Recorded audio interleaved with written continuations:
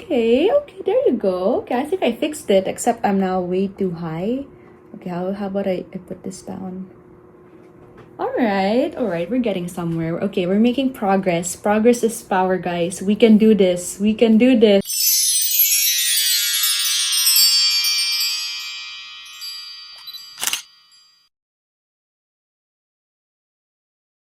Hello, and welcome to the Mara Project.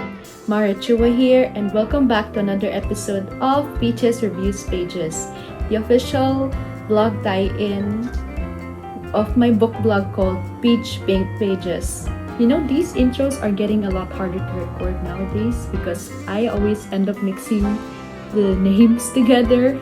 I'd like to start off this episode by dedicating this to one of my best friends online, Flo. If you're watching this video or reading the blog post, this one is for you. So friendship between two women is just as powerful as the love between family.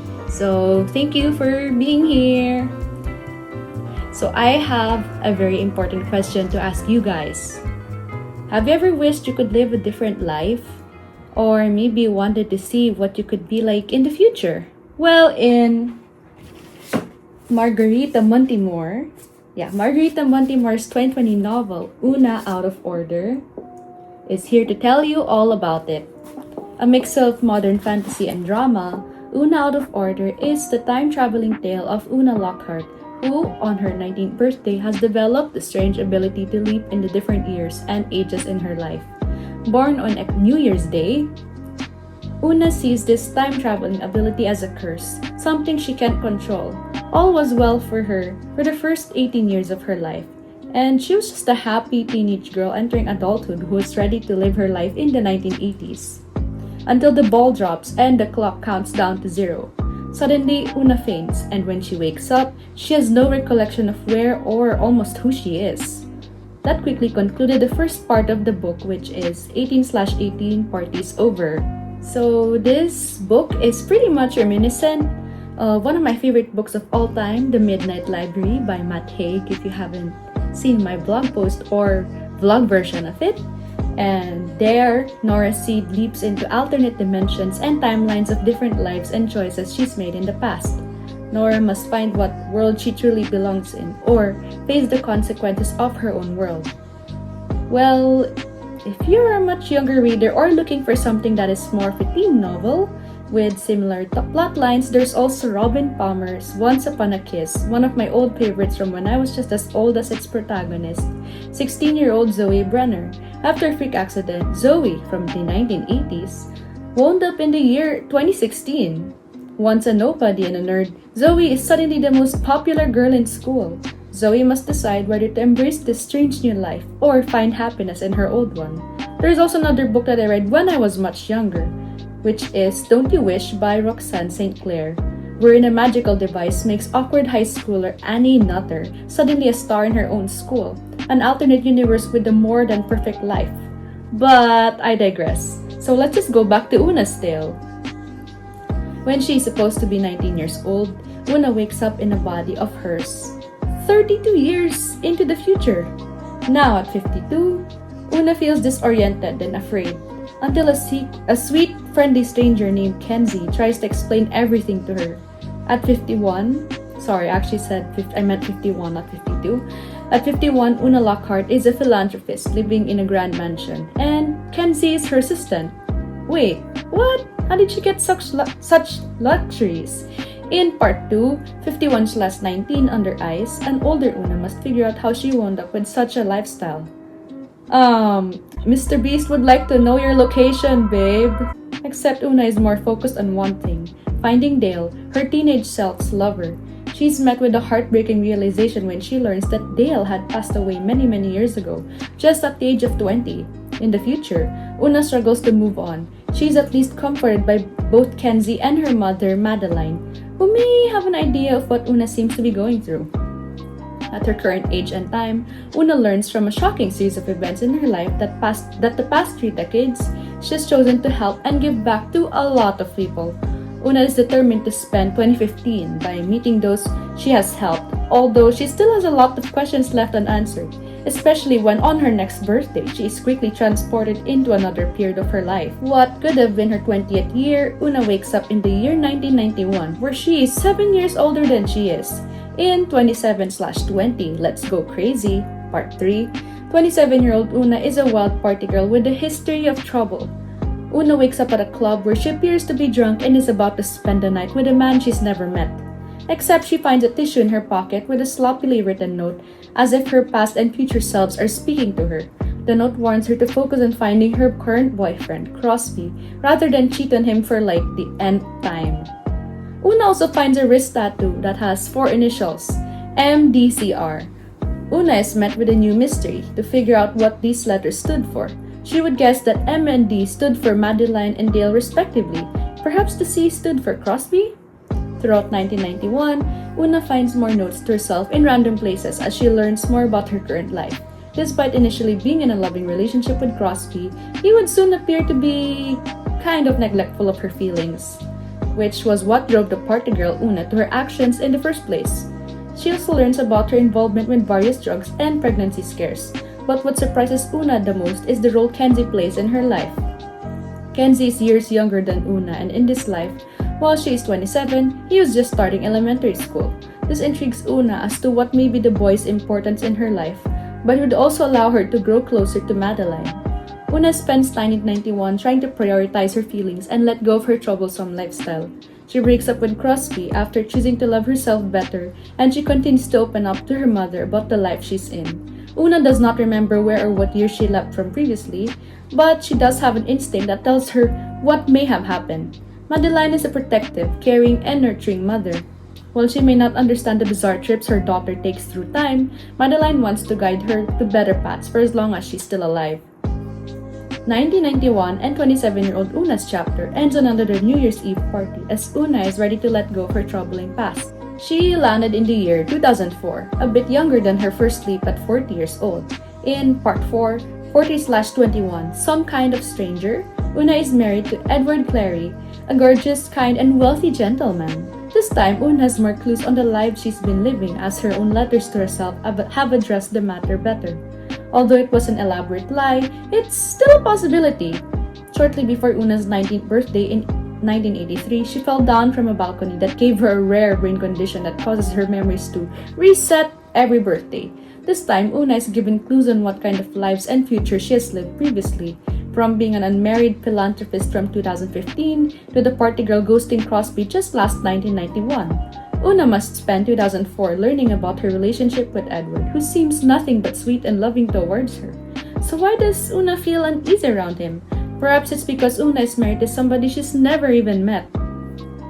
Oona and Kenzie have also seemed to have already met in this life, as he also works as some sort of assistant to her. Kenzie is now a teenager in high school. There is also her mother, Madeline, who is still present in this life. Oona opens up to her about her uneasiness with Edward and how she wishes she could befriend this man. But it doesn't seem to click for her, unlike with Kenzie, who was already close to her. Then Oona meets Peter Han, a guitar player and instructor whose classes she enrolls in. Peter is younger, a whole 10 years younger, but Oona is drawn to him like a moth to a flame. That even if she doesn't want to cheat on Edward, Oona can't stop thinking about him. Though maybe it wouldn't be such a bad thing because even Oona is so sure that Edward doesn't love her enough. And in this current age, Oona decides that maybe she doesn't want to be married at all. Besides, Edward would soon grow to not have time for her, always busy managing his own business, Clary's Pub. Oona grows closer to Peter and learns more about his life story, from his set-up marriage that ended quickly to how he quit med school to pursue a career in music. Here, Oona chooses to split with Edward but still remain amicable enough with him that no dynamics or social circles are ruined. She and Peter attempt to go out, and Oona confides in her mother. She also receives a strange postcard from Kenzie, who was in Japan all this time, that foreshadows her many more lives and ages, including a shocking truth about who is and what Kenzie really means in her life. Having more idea of her ability to time travel, Oona wishes for a different, younger life thrown at her. Too bad she wasn't specific enough. In Part 5, the year 2003, 39/22, Here Comes Your Man, is where Oona is just exactly a year younger. Here she reads a note to herself where she will meet Edward for the first time. Oona seizes the opportunity to finally get to know the man she was supposedly going to marry a year later. She also gets more letters from many versions of herself reminding her to live her life better, seize what's around her, and work with what she's given. Stop micromanaging your life and just live it. Joy and meaning will follow. Find the happy medium between being daring and responsible. Cultivate that balance. Do your best. Be good to yourself even when, especially when life isn't being good to you. In this current life state of Oona, she's a traveler, having enough means to explore as many places in the world. In one flight is where she originally meets Edward, who was seated next to her. With Oona's letters, she tries to avoid Edward knowing of their shared fate, but it was no use as they ended up in Cairo, Egypt together. Besides meeting Edward, Oona also meets Nathan, her mother's new partner. But Oona's been alerted enough in her previous sleeps that, like with Edward, Madeline and Nathan's relationship would not work out. However, because Madeline is unable to see through Oona's eyes when it comes to leaping, and given that Oona leapt into a previous year, Madeline sees Oona stopping her as trying to meddle with her life. This is where the mother and daughter's relationship starts becoming rocky. One day while attending a concert, Oona meets a much younger Kenzie, perhaps just in college. He was smoking, dressed in all black, and was skinny and sickly looking. They sat together and quickly become friends. The instant friendship makes Kenzie trust and confide in Oona, who reveals he just lost his two adoptive mothers. Now, Kenzie's on a quest to find his birth family while also distancing himself to start over. Oona, worried that she may lose him in this life, is about to solve a shocking mystery regarding Kenzie's origins. Right on the next New Year's Eve, Oona is about to send another warning to her future self, wherever she may be. But before she could write the next letter, she is thrown into another year in her life. It's 1995 and Oona is 31 years old. In part 6, 31/23, some faraway beach, Oona wakes up in... I might not say this name properly, Phu Quoc, Vietnam with her mother. Having experienced enough from her past leaps, Oona is now fully capable of remembering what she had done in the past or future, and is willing to make amends and changes to fix those lives. Oona is focused on finding Kenzie and traveling with her mother. This chapter and part was a lot shorter as it focused on Oona growing close to her mother through their shared travels. Now, she's ready to plan a goal and fix what she may have been lacking in her life. She leaps 4 years later in 1999 and she is 35 years old. In part 7? Part 7, 35/24 More Than This reveals that Madeline starts having an idea of the leaps Oona takes and is willing to help her navigate through them. Oona receives a letter in the mail where the same initial she once saw, MDCR, is written. The shocking truth about Kenzie is finally revealed. MDCR is his full name, Mackenzie Dale Charles Ray, Charles after Oona's late father. Madeline reveals that Kenzie is Oona's long-lost son. Oona denies this, asserting she had always used protection and there is no way she found herself carrying nor raising a son. But Madeline explains that Kenzie was kept as a secret because of the leaps Oona had to take, and now that Madeline understands it all, Oona felt betrayed and heartbroken because Dale was Kenzie's father. The two of them had Kenzie in hopes that Oona would carry on Dale's legacy from when he passed. Oona initially gave Kenzie away from being overwhelmed as a young mother and would not find him again until the boy had turned 18 years old. Madeline also reveals that a friend of hers and her wife would adopt Kenzie on Madeline's behalf. This means that Kenzie is also her grandson. When Oona connects the dots, she remembers Kenzie mentioning the death of his adoptive mothers, and now is on a mission to be there for her lost son before his two adoptive mothers are killed. Oona goes on a road trip across Boston to find Kenzie and meet his mothers, Faye and Shivani.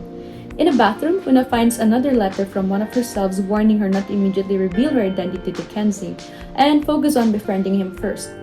Oona meets Kenzie at a coffee shop but is heartbroken when he wouldn't recognize her or feel a connection to her. So she goes undercover as a barista in the coffee shop, assuming the identity Nancy Jones, even it means seeing Kenzie more, who is a regular there. She would indeed befriend him, introducing him to music and artists Oona knew future Kenzie would like, such as Kate Bush or Pink Floyd. She also befriends Faye and Shivani in an attempt to grow closer to her real son. As Kenzie is still a kid, Oona tries to guide him until one day the truth slips from her when Kenzie finds Oona's tattoo. Because Kenzie is too young, his mothers were waiting to tell him everything until he was of age. Kenzie, feeling betrayed and scared, shuts Oona out of his life. In a heartbreaking countdown to the next year, Oona leaps alone, wishing for a new timeline where she could properly reunite with her son. And get ready to cry with me here because this next part hit the hardest. In part 8, Wish You Were Here, 53/25, is Oona's wish come true when she is thrown right into a similar timeline only 2 years after she met Kenzie for the first time in 2015. The world grows quiet, and for the very first time, Kenzie calls Oona his mother. Oona also now cares for her dying mother, who shares Oona's strange memory abilities with Kenzie. The three of them toast to the new year in silence and comfort, and in Madeline's final moments, Madeline would pass away from lymphoma. With her and Kenzie left, Oona does her best to reconcile her relationship with Kenzie, remembering every life, past and future, that she lived through. Kenzie begins to remember the times he's met Oona, which is why in this life, Kenzie finally recognized the goth chick with the cool music tastes as his mother. Oona also runs into a familiar face in this life, Peter. They were able to become very good friends during the last 13 years they knew each other. Also, they actually go out this time, or at least they try dating. Oona also tells him about her abilities, to which Peter is hopeful for a better future with her. As the clock strikes midnight again, Oona is thrown into her final leap as the novel closes in 1983, where she would have been at 19 years old. In part 9, 19/26, All Tomorrow's Party, Oona wakes up from a kiss that she just shared with Dale D'Amico, who is once again part of her life. After 7 years of disorientation and strange navigation, 7 years of wandering, and 7 years of waiting until she returned, Oona remembers it all. And now, after every life she has witnessed, Oona has learned a very important lesson: to make the most of her time with the people she has connected with and live each day with a grateful, loving heart, no matter where she'd lead to in each new year. And maybe youth isn't wasted on the young. Maybe the young knew how to spend their youth just right. It was going to be a glorious year. The end.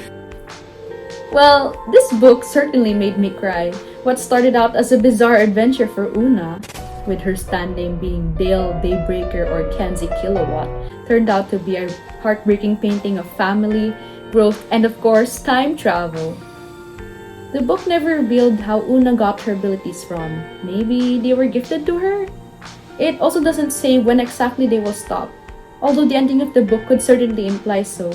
This was a great lesson to teach Oona about the importance of time and growing up, that maybe once she's figured her life out, she won't ever have to take another leap forward or backward again.